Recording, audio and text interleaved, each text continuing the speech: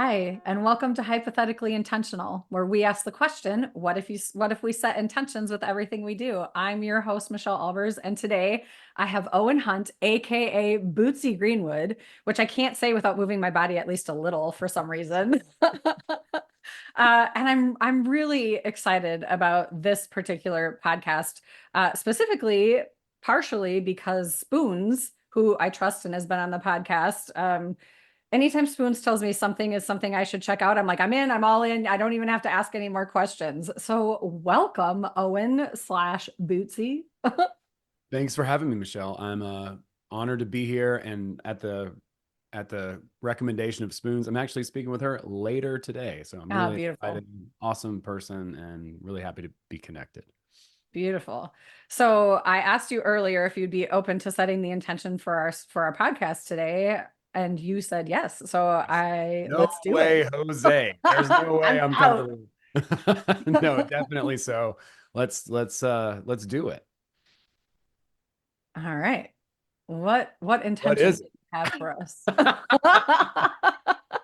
Well, I say we have an amazing, fun podcast and share a lot of insight and inspiration with people. Does that sound That is okay? right up my alley. All right. Okay.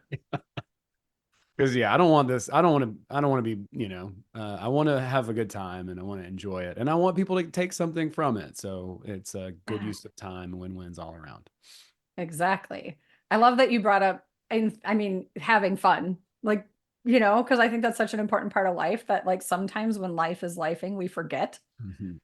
Um, I didn't dig into your background a whole ton. Spoon sent me like a couple videos and was like, I just think you need to hear this. And there was one in particular, I think you were talking about your new program, and I could feel your passion, and you were using what I would call my language. I'm not trying to make it about me, but like you were speaking words that like spoke to my soul because when you were passionate about things, they're like similar things that like mean the world to me and like why I'm here, and how I show up in the world. And then when you were saying the things that were frustrating for you, I was like, oh, I'm currently in that same state. So I would love to hear more about you and your journey. I'm not even going to get into specifics about what I just said yet. No, but I'm interested to know what that must have been. I think I might have a clue what she may have sent, which is good because I was kind of fiery and I usually uh don't necessarily come off like all gas no brakes, but I'm leaning into it more and more because it's effective, and we do need to speak about the things that we're the most passionate about. And I'm glad that you identified with some of the frustrations too, because we all face those. And one of the things that I've been really dealing with lately and learning more about is feeling feelings.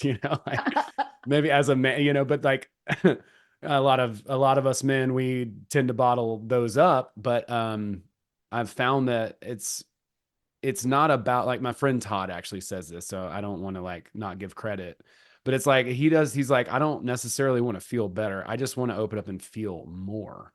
And so Mhm. sometimes I'm feeling things that a lot of times, like, I don't want to feel this, but by accepting the feeling and owning it, it's a lot better to like let it move through and to just be okay with it than to try to shove it down in the basement. I think a lot of self-sabotage comes from our neglect to experience some of the darker emotions. And so I myself, as I'm trying to improve and level up or whatever you want to call it, I'm opening myself up more and more to some of these feelings that, a lot of times we have a little bit of a resistance to. So, my background, I have done a lot of things, and I got hooked into self-help and spirituality around 2015, 2016, pretty heavy with this book here called Reality Transurfing. It is a Russian book written by a quantum physicist, and I started sharing some of the ideas here on YouTube just because I thought they were cool. And then all of a sudden they kind of hit and resonated with people. Total fluke. But I'm deeply invested in the model. And I think it does a really excellent job at describing the world that we live in and how to operate within it from a metaphysical and kind of a scientific perspective as well. But there's a lot of emotionality to it and a lot of understanding our relationship in the world involved with it. So the course that I recently put together is loosely based on the ideas in the book, where he says, when you identify your true goal, your life becomes a celebration. So Mm. the idea from my perspective was to really, to me, your true goal is synonymous with purpose, or your reason for being, your reason why, a direction, a motivation, the reason why you get up in the morning and do what you do. So I put together a quick and dirty, like 7-day course that just kind of like guides you through as a process with many different techniques and ideas from many different authors and speakers and different people, and just try to cobble something together that I thought was condensed and quick and could get a pretty fast result. And so that's what I put together. I call it the Path to Purpose course, and then that's available on my Patreon page for free. So something that I think a lot of people enjoyed and they got something out of, and I'm really proud of it and pleased that that's the case, because it's the thing that I struggled with the most. It's like ironic as hell. Pardon my French, but like Uh, all the words. okay, okay, good. I'm like, what did you really resonate with? Was it the expletives? Like that was, but but like that's the thing I think that I can share, because it's the thing that I struggled the most with and I had the most frustration about. Like, what am I here for? What am I doing? Why?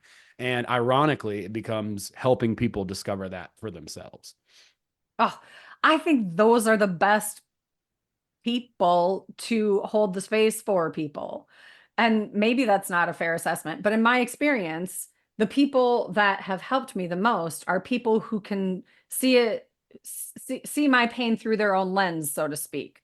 Like, I understand that they're different journeys and different experiences. And also, if they haven't come close to experiencing what I have experienced, then how can they possibly help me on the deepest level? And I'm a deep dive level kind of human. I want to go as deep as we possibly can, but also in that moment, like in the moment, you like there's a perfect depth, I believe, right? And perfect maybe isn't the best word to use because I'm a recovering perfectionist, right? But I think that there's a depth that like we have the capacity for in any given moment of time, and how deep that gets depends on the person holding the space, the person you're having the conversation with, the person you're exchanging energy with. And I just think it's so beautiful that you talked about like your purpose stems from your struggles, your challenges, your obstacles, your pain. I feel like that same thing has evolved for me over time. I always say, like, if you would have told me in my 20s that I'd be doing this in my 50s, I would have told you you're absolutely batshit crazy. There's no way that someone like me would be doing the things that you're telling me I'm going to be doing.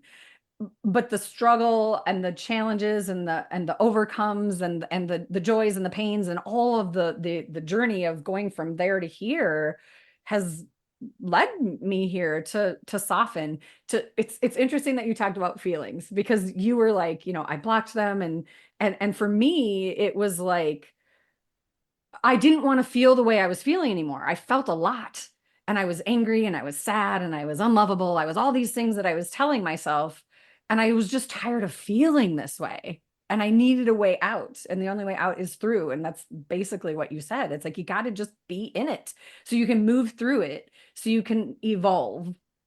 Such a beautiful thing, Yeah, I albeit mean, I think painful. that's what we're here to do. Yeah, but well, our emotions are here to keep us safe, right? Like they're telling us, "Oh no, don't do that," because we're not used to that, right? Like, but if we want to actually grow, if we want to elevate our neutrality point, what we feel comfortable with, then we have to expand and work through those emotions. So differentiating your intuition or even instincts from your emotions is a really important aspect of moving through life and evolving and growing, because like we know what we need to face, and those challenges are not always going to feel good. So it's not like that Yeah. you just do what feels good all the time, right? Like if you do that, you're in deep trouble. So you need to understand like the signals that your body is giving you, your emotions are giving you, your brain and your emotions. So like the nervous system and all that. But like instinctually, I think we are equipped to know where we need to go and understand that at a deep level. And there's going to be resistance there from our emotions trying to keep us safe, trying to keep us, from getting hurt, right? Like that's what Mhm. we don't want. We want to avoid pain, but the only way to grow, like you said, like the only way out is through. So the only way to grow is to face those things head on and just accept them for what they are. I think that's such a beautiful distinction and maybe something important for people, maybe at the beginning of their journey of sort of like opening these doors and exploring what it might look like to heal, to evolve, to grow, whatever your words are. Um, that sometimes we tell ourselves that if it doesn't feel good, it's wrong. Like, oh, I'm not supposed to do this. It doesn't feel good. This is a sign that it's wrong for me. But when you start bringing in awareness and inner wisdom and compassion, and you can have clarity in like the uncomfortable and recognize that it's actually a good thing and it's taking you somewhere, and you can acknowledge, oh wait, hang on, I am safe in this moment and I'm still uncomfortable. What does that mean? What does this look like? Is such a beautiful like distinction of feeling the feelings and understanding that just because they're quote unquote bad doesn't mean it's a sign to stop. Often it's a sign to keep going. It is. And it's also a way to, you can take it off in smaller chunks too, where it's like, okay, wow, I'm feeling like I've been going out with my friend Todd, who I just mentioned a little while ago. He's someone who studied David Hawkins' work. He's very well versed in that, but we're both single guys, like in our early 40s, and going out and like talking to women primarily, right? Like just strangers in general, but we're straight. So we are interested more in women. And we've been doing that and discussing our experience and debriefing about it and talking about it. And even in the moment, it's like I'll go and maybe go approach somebody and give them a compliment, start up a conversation, see how long that lasts, maybe 20, 30 seconds, maybe a couple minutes, maybe it, it hooks and we start getting along and vibing. But whatever happens, I come back, I talk to Todd, and he's like, "How do you feel?" I'm like, "I feel like shit." Like that person just ignored me. That person insulted me. That person exposed a part of me that I didn't really want to see right now. Whatever that winds up being, whatever the feeling is, that's not a rhetorical, "Hey, how you feeling?" "Oh, I'm good." It's Yeah. not. It's like, how are you feeling? Like, what is going on in your body? Because nothing will bring up those feelings like putting yourself out there, exposure therapy or even rejection therapy. My friend Barry calls it. She was talking to me about this not too long ago, in kind of a similar example. But it's like when we open ourselves up like that, like it opens the door to all the terrible traumas that we experienced when we were younger, all the getting bullied in school, all this stuff can come up to the surface. And there's no way to sort of overcome or conquer that other than to face it and just experience it for what it is. It's not fun in the moment. It's not what you want to feel right now. And it's not like it really goes away either. It's like instead of it being like a 10 and I'm can't move, it's like, okay, it's a 4, right? Like I'm still feeling it, but I can move through it as I expose myself to it more and more and more. And so that's how we grow and expand and do the thing. It's like it's kind of a weird thing to be doing for us. Most of our friends are like in relationships and stuff like that. And it just so winds up that we have the ability to go and be buddies, like I was doing this by myself, which is impossible. Like, Yeah. I'm like, how do I feel? I feel terrible. Oh, that's great. Like, I have no advice for you because I'm me and I'm also myself. And that's not, very, edifying or building up, because it's like there's no one to sort of like bounce off of or feel like you're connected to if you're just out by yourself or whatever. But it's been a very valuable practice to do and to share too. I think it's something that's really um, forced us to peel our masks off and be like very like vulnerable and open about what it is we want, what it is we're interested in, how we feel, how we're growing, and how we're developing as people. So yeah, so I say all that to say, like, the emotions, they're not going to feel good. You've got to kind of go toward that uncomfortability and allow it to be what it is while still listening to your instincts. Like, if your instincts like, don't get on that plane, don't Yeah. jump out of this, raft or whatever, like, listen to that, but you need to be able to differentiate the two things. It's like, so if I see someone, let's say, that is attractive and I'm attracted to them, then I'm going to, I have two choices. I can not do anything because that's what my emotions are telling me to do, all the resistance. And then my instinct is like, hey, go talk to that person. You're attracted to them. There might be a reason for it. And what's cool about it too is that different things come from it, right? Like, it's not all romance, but you might meet somebody who introduces you to someone else who likes you, or you might meet someone who has a business connection, or any indirect sort of result can happen as a result of just taking that action. And I guess my big aha is like, and this is from the Bhagavad Gita too, is like, action is spiritual. Like, Oh so gosh. many spiritual people are like, oh, I'm going to sit around and, in my lotus position, and I'm going to manifest this and blah, blah, blah. And that's fine. I don't have no problem with that. But I'm like, I'm no longer going to be a hermit. I'm putting these principles into action, and I'm going to see what works and what doesn't, and tweak what I can about it. And the spirituality in the action is spiritual. Like, Arjuna fights. Krishna's like, dude, you gotta fight. And Krishna's like, or Arjuna's like, I don't want to fight. Like, those are my people. Like, I don't want to fight against them. And he's like, well, if you don't fight, then guess what? You don't grow at all spiritually. And you'll be the laughing stock of everyone, because you're supposed to be a great warrior. So you'll be the laughing stock of your whole entire country if you don't fight. And you're going to die anyway, and so are they. So you got to get out there, you got to fight, right? And like, that's a metaphor. It's like an internalized metaphor in the Bhagavad Gita, but the same thing is 100% true for us. Like, we have to take that action, or else we don't spiritually grow. And that spiritual growth, once we do accomplish that, then you don't lose it. So that's another thing that Krishna says, is like, every step you take in this lifetime is accruing, and it is elevating you, so that it's spiritual work is never wasted. When you were talking about building and accruing, I was like I think I was feeling it. I'm not even sure where it was coming from, to be honest. But like, when you're stuck in that pain point and choosing to do nothing and not act, you're still building something.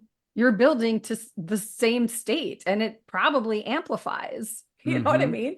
Whereas if you choose to fight for yourself and fight for,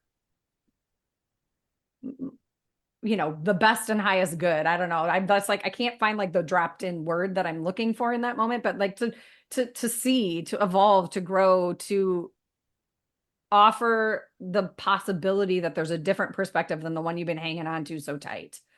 You know, that how that builds and how that grows and how that evolves is a very different thing. And I think for me on my journey, when I started, I was so stuck in the growing the pain, growing the I'm not worthy, growing the this is why nothing ever works out for me, growing the victimhood mindset. I mean, and the thing is like, I look back and was I an asshole? Yes, very often.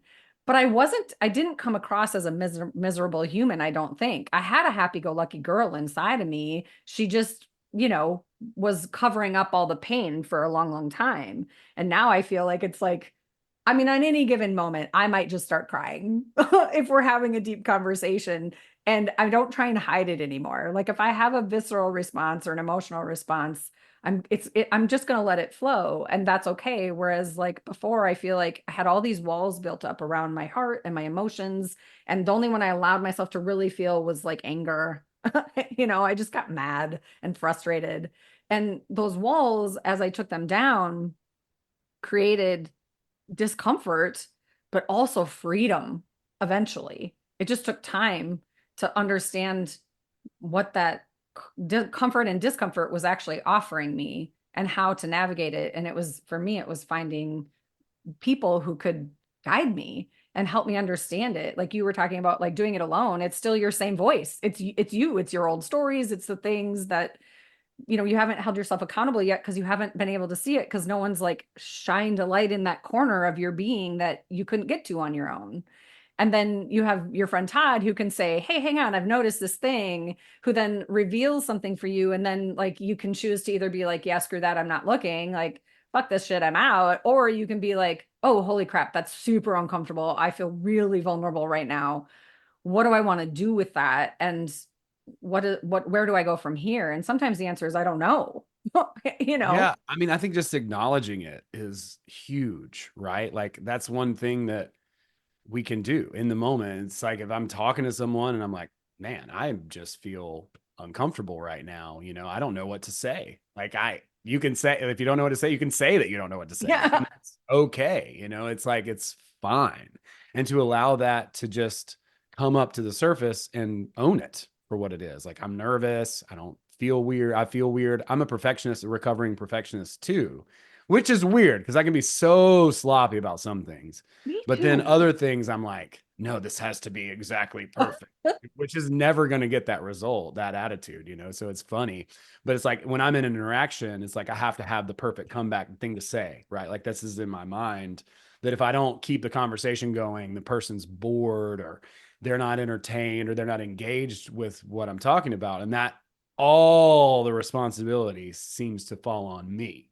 And it's like, well, that's not fair. That's not fair to me. But if I can own that and be like, hey, sometimes I think I have to say the perfect thing all the time and I have to keep the conversation going. I'll lead it and blah, blah, blah. But, I'm kind of a weird person. So if I get in my head a little bit, you know, it is what it is. Like, if you can handle that, you can handle that. And if not, Yeah. that's okay too, and I'll see you later. Deuces, dude.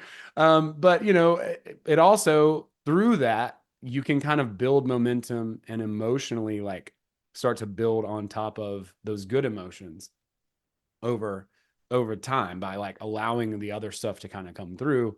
It like opens up a window for you to like start to drive forward and have I would say like social momentum or even a drive understanding of what can happen and what can kind of be fun and to experience in the moment. It'll start to reveal itself as you allow those instincts to drive through the emotions.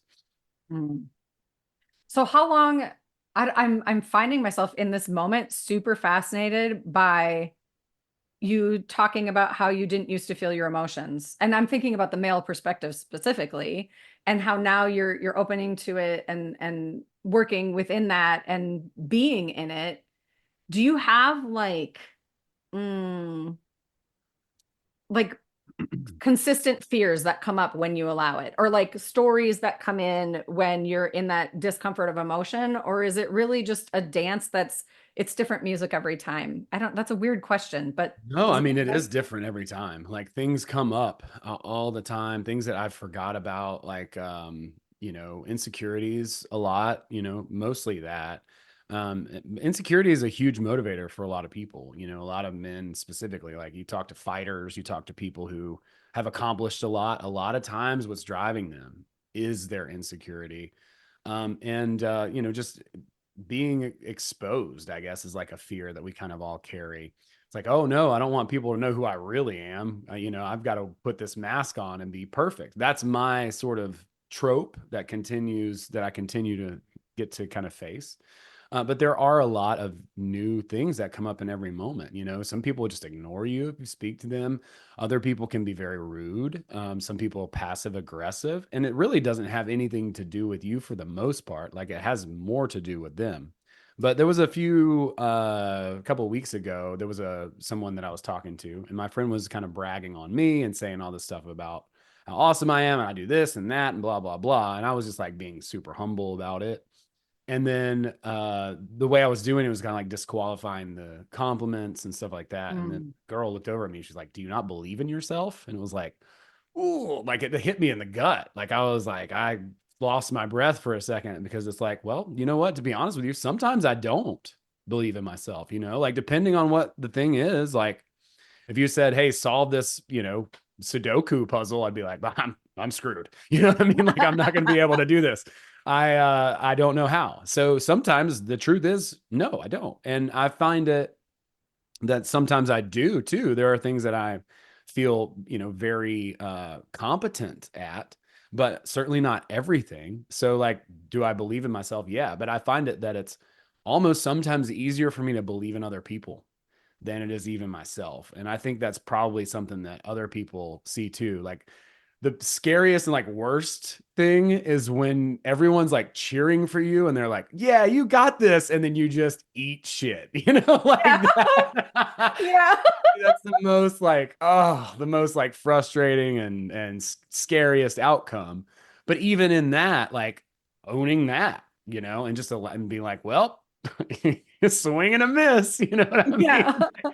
Let's try again. And failure lights the way. Like we're going to learn more every time through failure than we are through success. And we want to just like pretend, we all want to pretend like we know and we get it. And, we don't need help in this area or that area, because it would be embarrassing, to admit that we need help, that we don't know everything. But as soon as we can allow ourselves to open up to it, that's when we start to really grow, and open up. So it's different things all the time. It's a constant sea of emotions, but there are patterns that are recognizable, and there are certain challenges that are very clear. It's like, okay, I have this perfectionist, this critic that I have to sort of deal with constantly.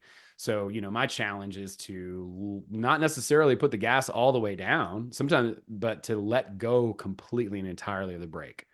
So that tends to be my issue, is the brake. Like, oh God, I'm verklempt because this has to be perfect. And if I don't say the right thing, but like, you're never going to say the right thing if you're like in your head about it. You're never going to be able to open up to flow if you are in your left brain and analyzing every single aspect of whatever activity that you're in right now. You can't do that. You have to like just allow the creative to come out and be what it is and let go of the brakes. And then you can come back and evaluate that and then, tweak it later, but you can't push the brake and the gas at the same time. It's just pure resistance. You're just spinning wheels. Think it's when you were talking about your friends talking you up and then you being humble and then that being perceived as like inadequacy, right? That you don't believe in yourself. Yeah. What a terrible word to use, inadequacy. Like, I feel like that's a terrible word. That has a bad energy to it, right? Like, it feels like, for perfectionists, like, don't tell me I'm inadequate. What are you talking about? I tell myself that enough, all enough.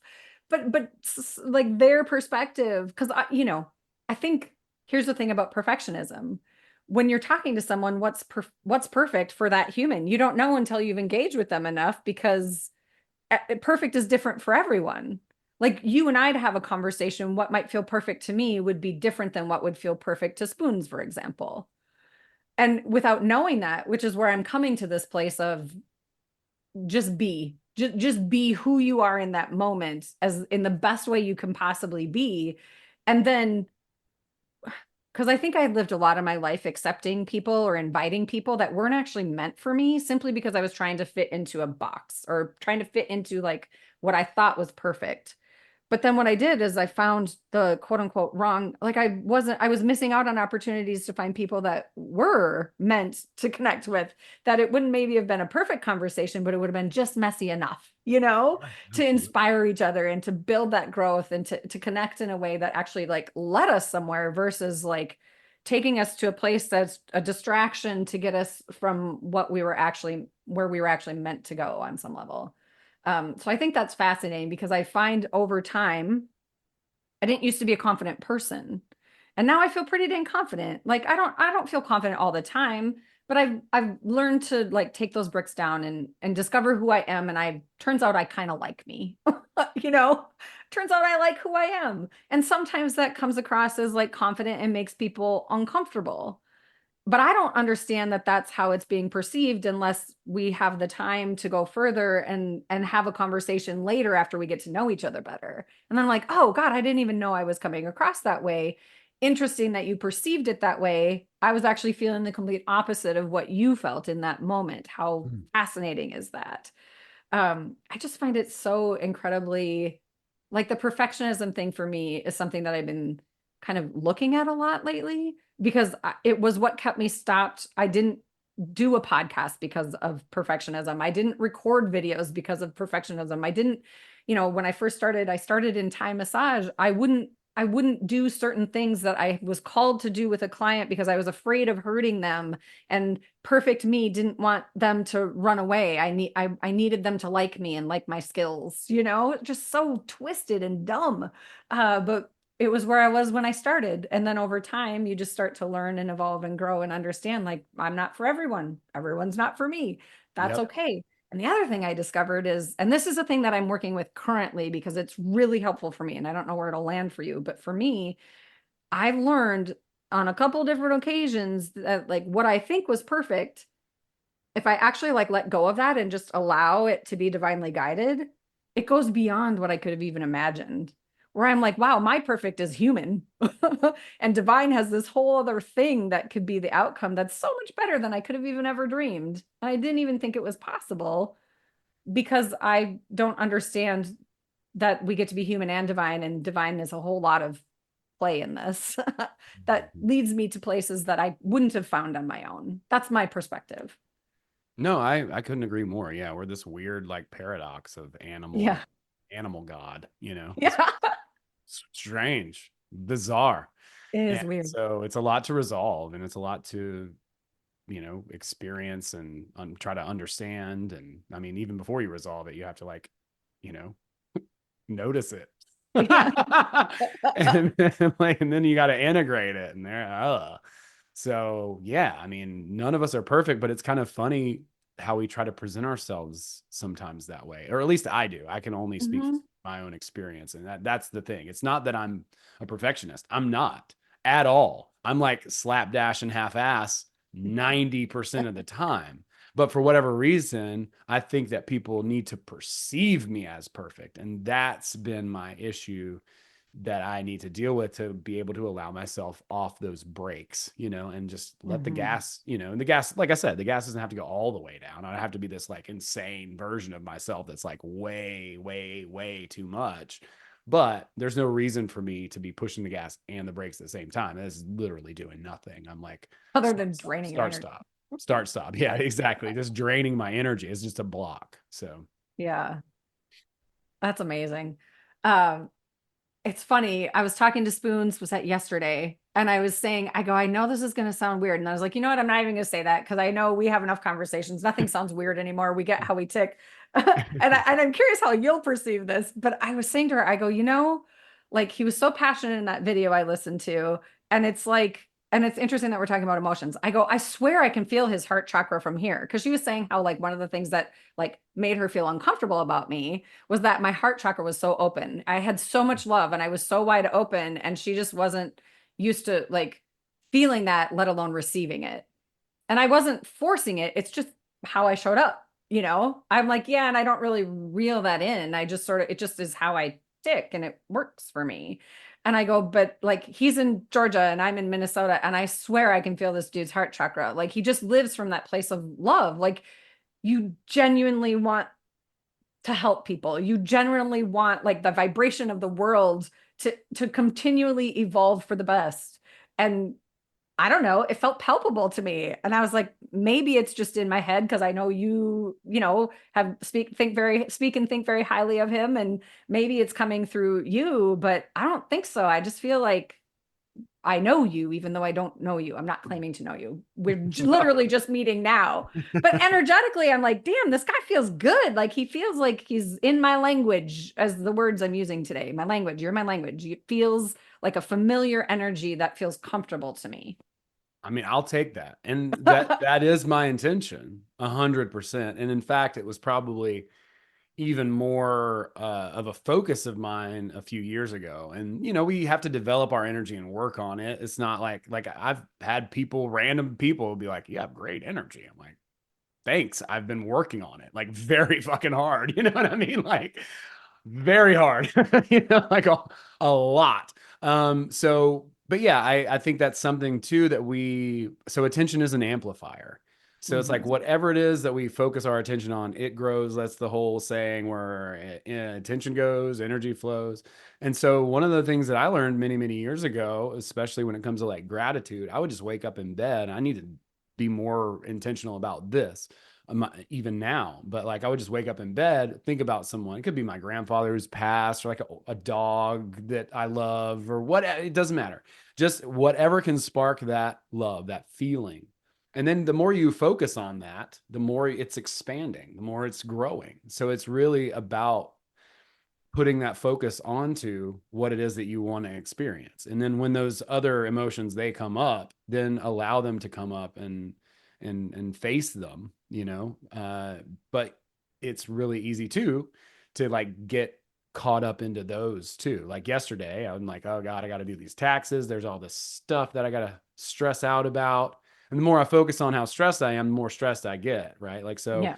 it's kind of a weird thing where you definitely need to experience and allow yourself the emotion, but also having the I would say like awareness to know that you can exacerbate it by focusing on it and like buying into it. So it's like, okay, I feel this, I know that it's there. My relationship to it is such that I'm aware, but I'm not going to let it run me, right? Like I'm not going to let these emotions run me. And back to that whole instinct versus emotion, or intuition versus emotion, like we see the separation. And the more that we can do that, the more we can feel comfortable in being uncomfortable, be able to like be like, okay, well, I don't know what's going to happen. I'm uncertain. I'm nervous, whatever that is. Okay, cool. I'm allowing that, but I'm not going to focus on that so heavily that it like runs me like a program. So it's a balance there. Like the reality transforming book, it talks a lot about this idea called pendulums or energetic informational structures. I think these are very real things in the metaphysical, not necessarily in the physical. You can see the manifestation of them in like political parties, Mhm. football team, riots in the streets, people who are doing things that they ordinarily would never, ever do. They're in a crowd and breaking stuff. And it's like, but I know, Normand is the nicest young boy. Like, what is going on? Why is he joining Antifa or whatever? You know what I mean? So it's like, but these are like these energetic structures that once we kind of buy into it, then they kind of run us, and we're basically being pimped out by an idea or by a momentum, an energy that's in the world. So learning to manage these emotions within ourselves and with the groups and people that we interact with is a very valuable and essential skill in this, to be able to differentiate what's me and what's not me, right? Because it's very easy too to just like wind up in a cult before you know it, because Yeah. you have just given yourself over to whatever that expression is and allowed yourself to be completely consumed by an energy. Now all of a sudden, let's say you're obsessed with the Lakers, you don't have a job anymore, you've gone bankrupt, and you're surrounded by, Kobe Bryant merchandise or whatever it is. So, it's just really easy to sort of lose sight of ourselves and not distinguish between those emotions, energetic informational structures, what's our energy and what's other energy that we're like bought into. So yeah, so focusing on the good things, the emotions that we want to have, and then when the bad things come up, allowing them to be there, but also having those awarenesses to where it's like, okay, this is an emotion, it's not me. It's just a feeling, it's not me. It's okay, I can feel this, it's fine.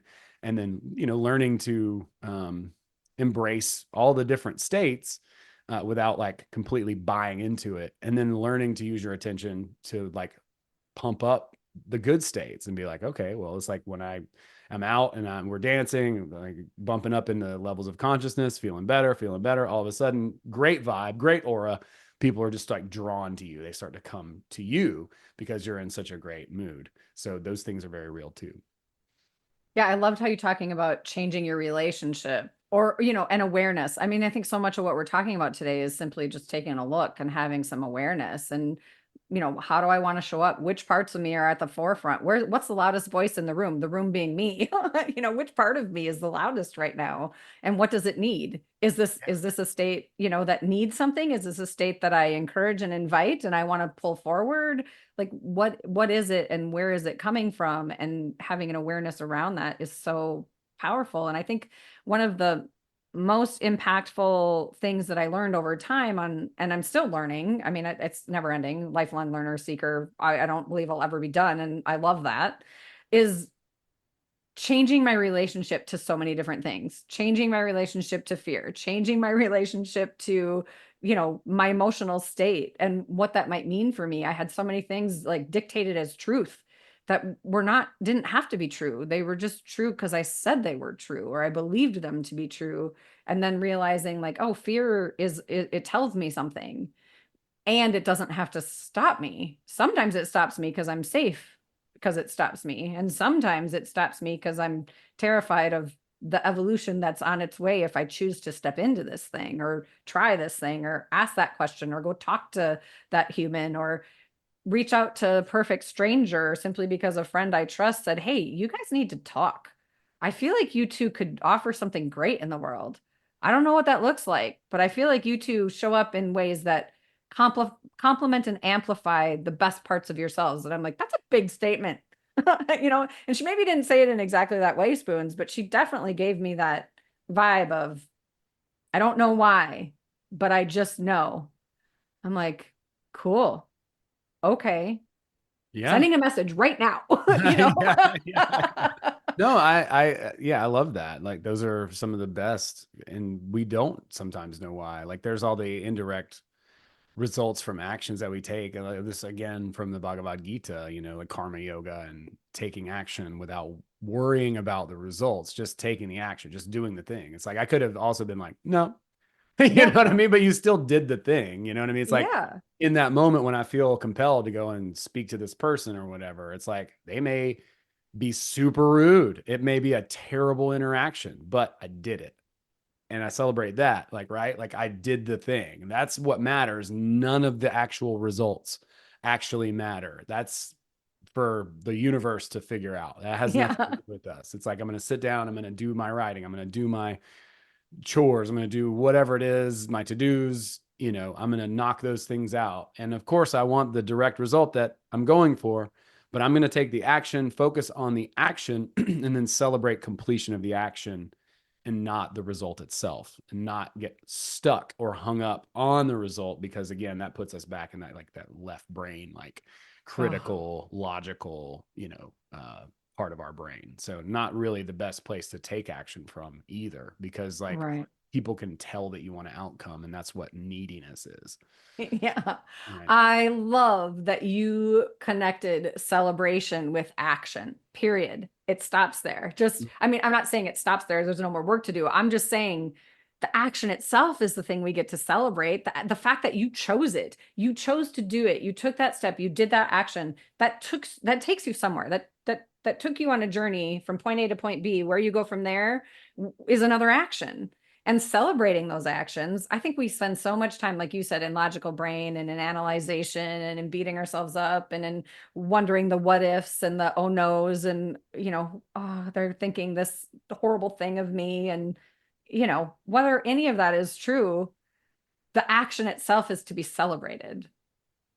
So many people just, yeah, I did the thing. So what? So does a lot of people. Yeah, but you did it. You did it for you. You did it with intention. You did it with awareness. You did it with choosing yourself. Like you did it.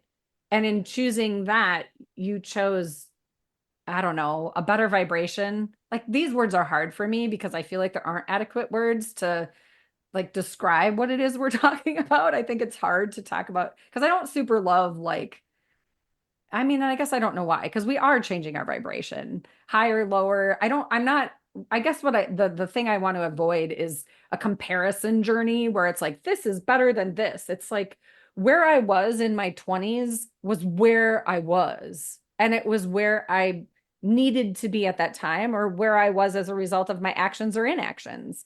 I don't think that's bad. And I wouldn't change it even through all the stuff.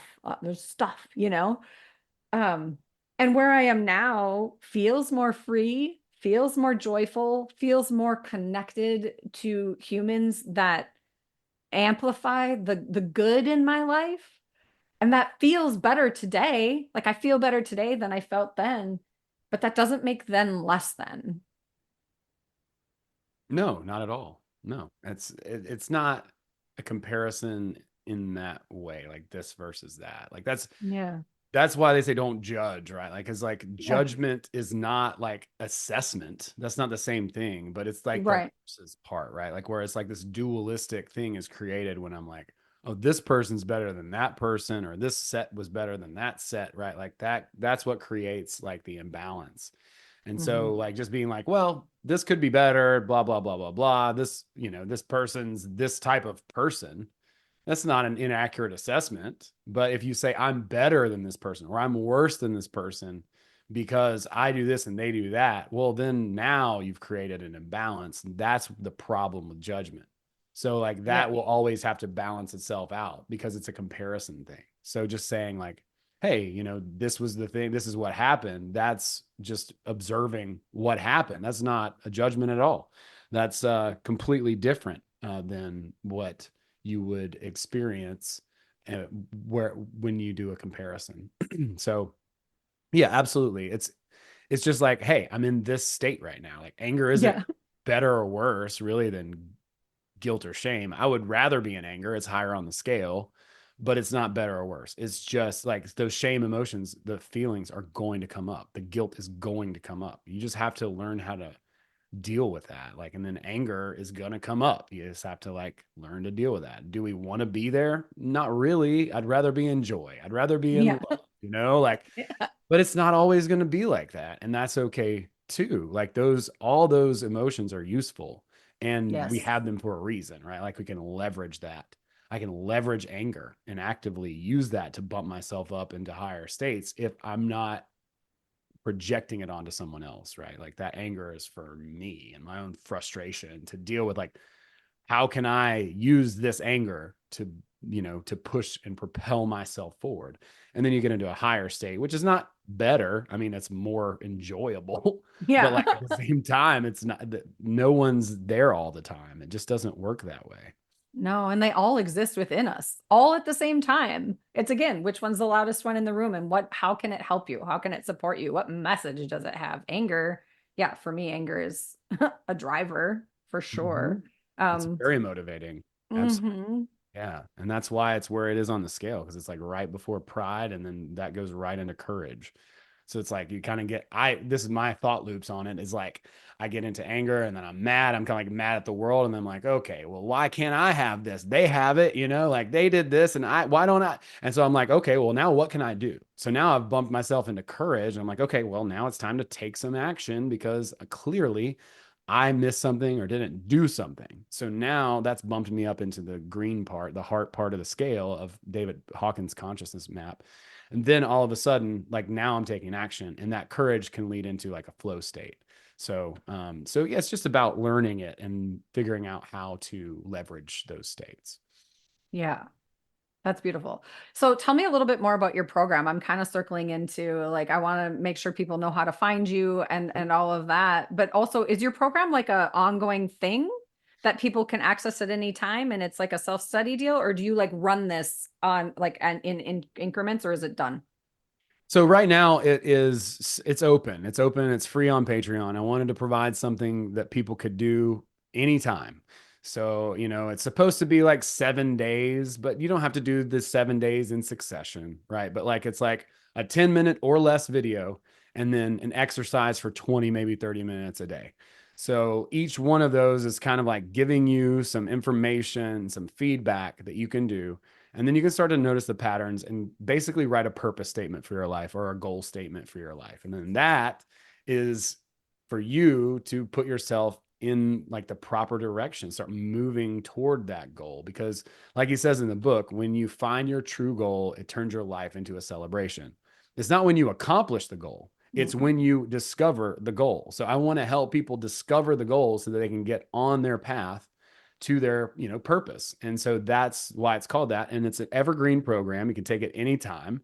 And there's feedback there. There are chats in my Patreon for each module. So you can see other people's work. You can cheat off my work. I show all my work in the chats on Patreon.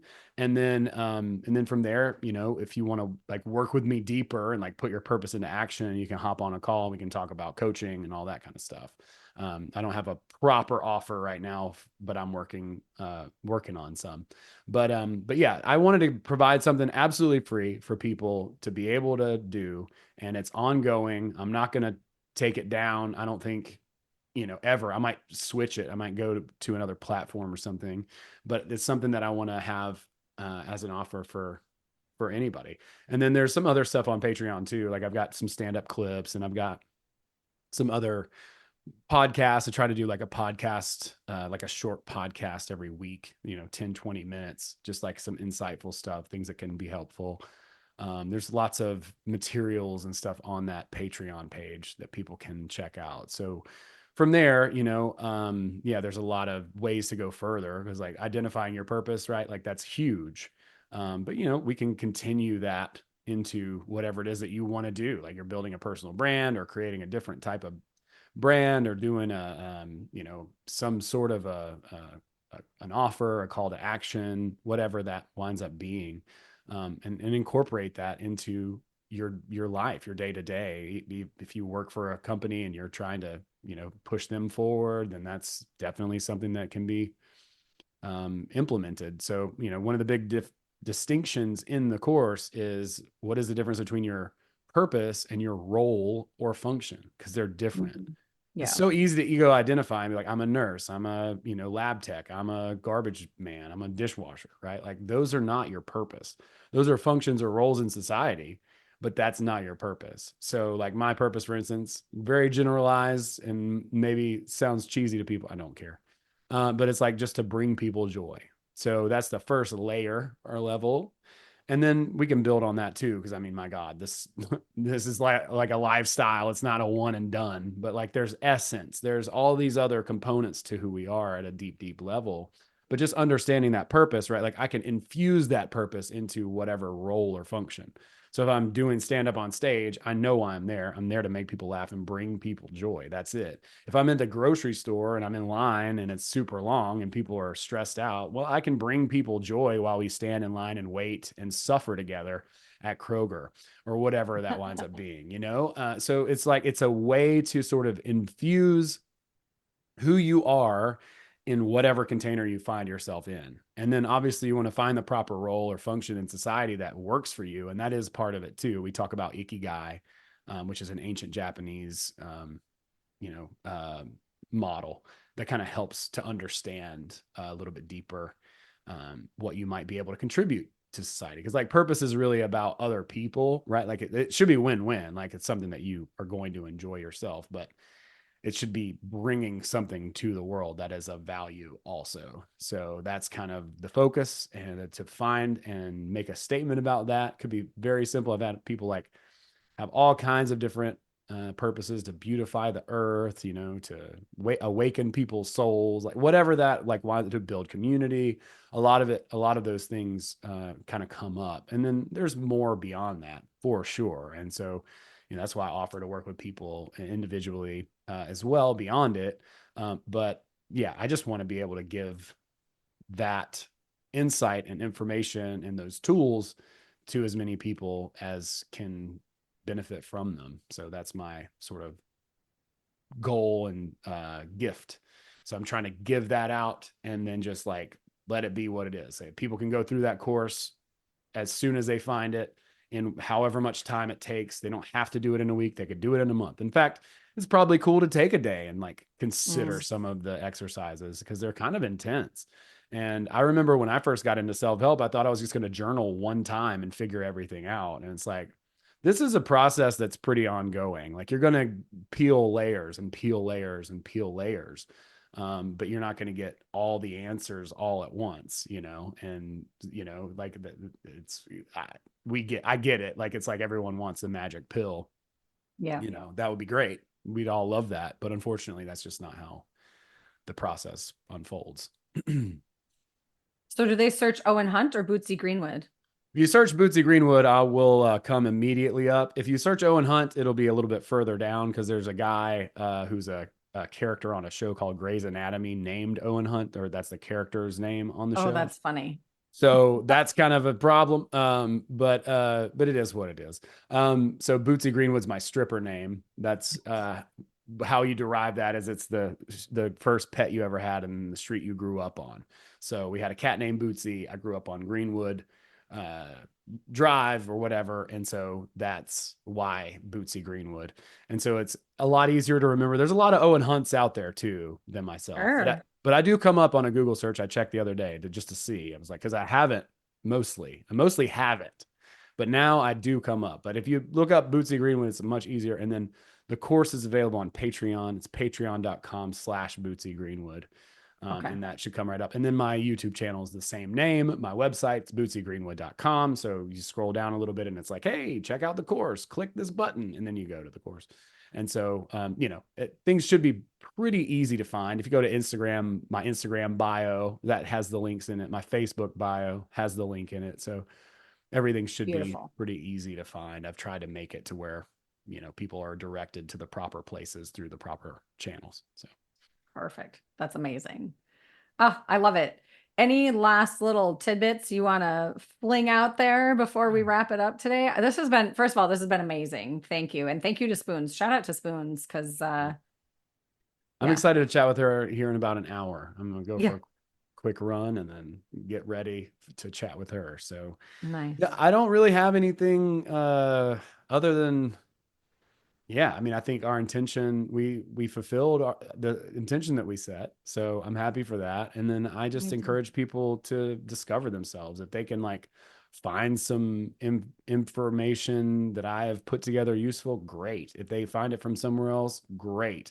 Figure out Yeah. what you're here to do and let's do it. We need you out there. You know what I'm saying? Like, let's get to Yeah. work. You know what I'm saying? Like I want people to understand that they're valuable. They do have value. Maybe one of the big things that I could say is like, just because it's easy for you doesn't make it less valuable for other people. So focus on the things that you're Mm. good at and what you have in your wheelhouse that comes naturally, because those are often the most valuable things that you can offer to other people. So don't discount yourself and see what you have to offer and leverage it in whatever way, put it out there, and understand that, yeah, we need you, and what your skills and talents and abilities are you're here for a reason, not for no reason. So figure that out and let's get to it. Okay. That's all. Ugh, that is a full-blown hell yes for me.